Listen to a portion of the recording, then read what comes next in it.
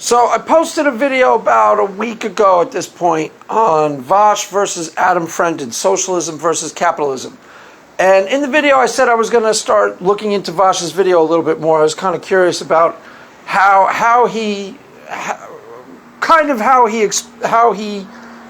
explains how his socialist revolution is going to work in practical terms. That's really what I was interested in.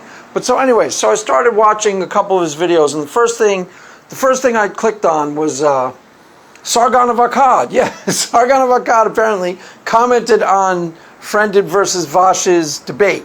He left a comment in the comment section. So I was watching a video of Vaush kind of doing analyzing Sargon's comments. And there was a whole video analyzing Sargon. So I started watching it, and then he said something, and I just kind of had to stop and take it from there because it really underscores, I think it really actually underscores the problem with his whole philosophy. He said while he was analyzing Sargon's video, he named himself as a laborer. And yeah, I was like, you are? Well, no, he's actually not. He's not a laborer. Unless he's got a job outside of YouTuber. But if it's hard to tell. Some people are YouTubers and they make money off of their YouTube channel and then they go do a job in the real world. I don't think he's one of those people, which means he's not a laborer. And if I'm getting this wrong, I apologize, but in the sense of YouTuber, he's not a laborer at all. He's a small business owner. Oh yeah, interesting. Yeah, he's an entrepreneur. He's a small business owner / entrepreneur. A YouTube channel is his own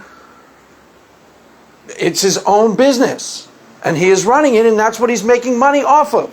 So let's do this little thought experiment because I really think it underscores the problem with his entire philosophy. And as far as I can tell, this little thought experiment is the God's honest truth.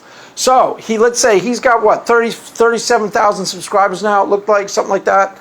So let's say with monetization, I don't know exactly what the economics of YouTube channels are. Non Sequitur at its peak had 35,000 subscribers, and apparently they were making 40 grand a year. I don't know how on earth that was possible, because that seemed pretty good. But I think they were monetizing, I think they were selling t-shirts. I know a lot of these channels have little storefronts where they sell t-shirts. So let's say he's monetizing and he's making, let's just say he's making 30,000 a year off his channel. And he's monetizing, he's selling t-shirts on a storefront, and he's getting money on the ads, and he's doing super chats. Probably super chats is where they make a good amount of money. So he's making $30,000 a year as a small business owner. Now let's fast forward a year. Let's say he grows his YouTube channel up to 115,000 subscribers, and his t-shirt industry, his t-shirt business starts taking off. So let's see what happens. First of all, he grows it to 100,000 subscribers. What is he going to do? He's going to hire somebody to help him run it. Now he's an actual capitalist. He's a small guy capitalist in training. And then let's go 3 years from now, and let's say his t-shirt industry takes off. He's putting out Vaush t-shirts. So now he's selling t-shirts in the LA area, and he's got 3 storefronts. He's got 3 stores in the LA area. I don't know where, maybe, okay, wherever he lives. Where does he live? I have no idea. Ohio. Okay, he's got 3 stores in Ohio. I have no idea where the guy lives. What's going to happen? Well, he's going to hire 20 people, 3 guys. One guy's going to manage. He's going to get 3 separate managers to run the stores, and he's going to have 15 people, let's say, running the stores. So now he's got 15 people in his employees, a small business owner with 15 employees. Ask yourself this question. At what point would this small business owner, being this idealist, at what point would he instigate the socialist revolution in his own store? Here's the answer: never. Never. That's the actual problem.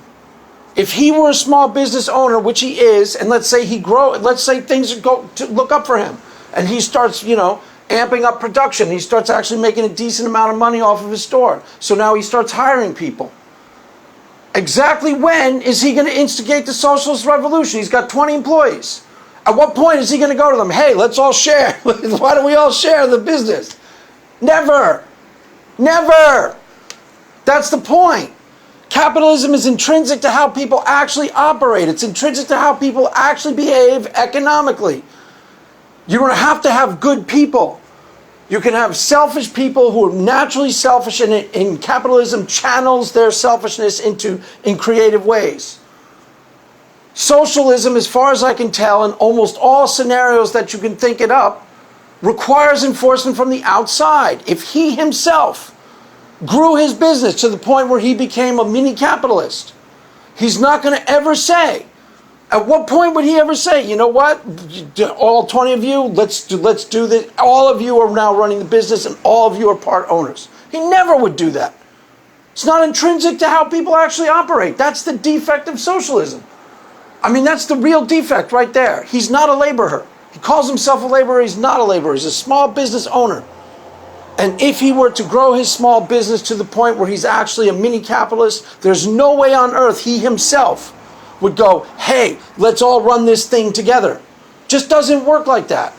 That's actually the point. Socialism just doesn't work like that.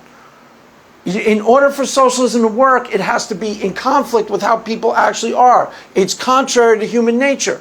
Capitalism takes human nature, flawed as it is, self-serving as it is, and makes creative use of it. Humans are naturally competitive. Humans are naturally self-serving in their interests, and they naturally put their own interests above everybody else, and that extends to their tribe and their family. All capitalism does is make use of it. The reason why capitalism was so successful, and it was wildly successful, way past what everybody thought it was going to do. Keep in mind, Marx was saying if you're one of these people who think Christian prophecies of the end times are have a bad track record, Marx's prophecies of capitalism's in coming collapse is even worse. He thought the collapse was going to come by 1900.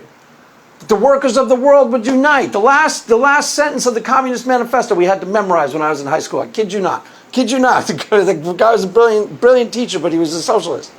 The workers of the world unite. The proletariat have nothing to lose but their chains. That's the last line of the Communist Manifesto.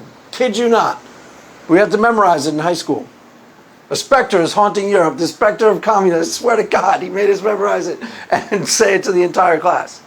And what was the point? The point was Marx was always predicting capitalism would destroy itself from the inside out. Now, here's another little thing. This is my own little observation about Marx, is that the defects that he said were intrinsic to capitalism, interestingly enough, I think they were actually more intrinsic to English class structure, actually. I've talked about this with the Sex Pistols. English class structure.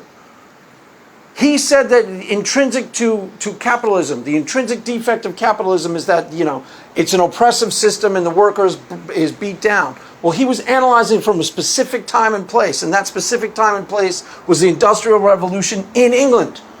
In England. That's where his analysis was. That was his laboratory, England.